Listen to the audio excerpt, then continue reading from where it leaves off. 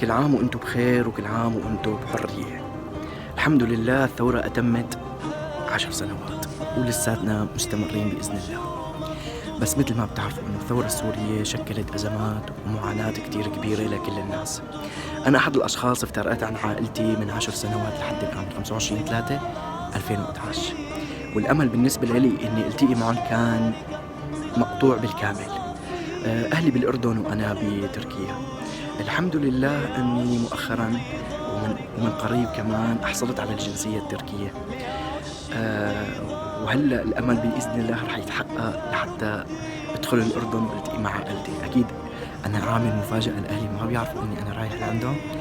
إن شاء الله بتمنى أنه كل حدا بعيد عن أهله إن شاء الله بأقرب وقت الكل بيجتمع، وإن شاء الله كل المهجرين بيرجعوا لبلادهم يا رب.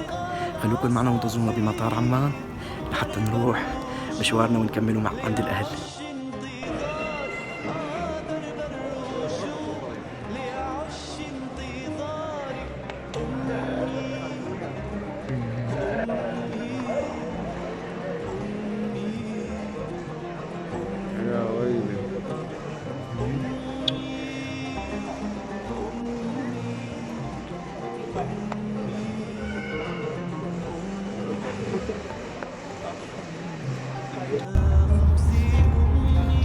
الحمد لله هلا وصلت بخير وسلامة على عمان، وهلا باتجاه إربد.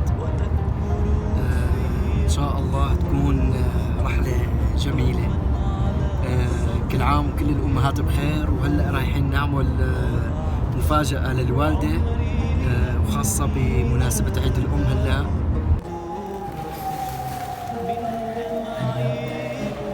وصلنا على البيت، رح نشوف الوالد والوالدة.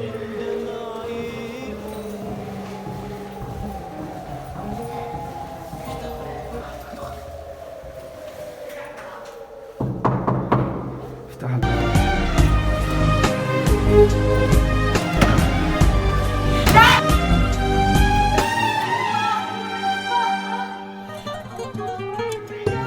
هيدي اللي بهواها عشقت أنا من سنين، هيدي اللي بهواها ما في بحالها تنايم، كل همي رضاها خبيها جوا العين، كل همي رضاها مين أغلى منها مين، روحي وحياتي أمي، فرحي وهناي أمي، يا أحلى كلمة عتمي من لما كنت صغير، روحي وحياتي فرحي وهناي أمي، يا أحلى كلمة عتمي من لما كنت صغير.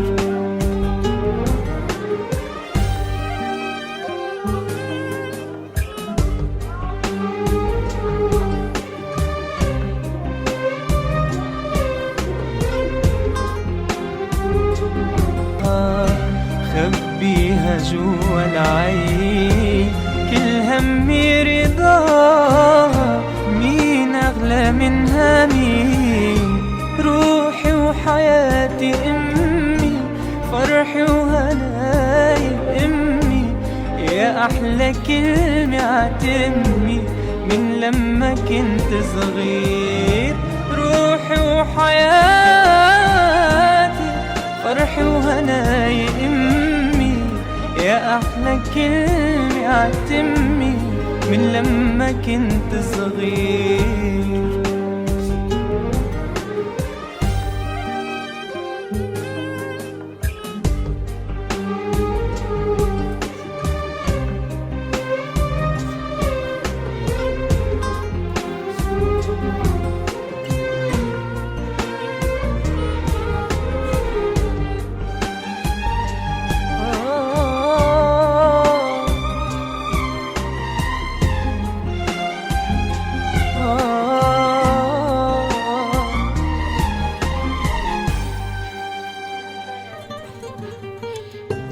هيدي اللي بإيديها نبض القلب والروح، هيدي اللي بإيديها بإيديها تمحي وجع وجروح من نظرة عينيها.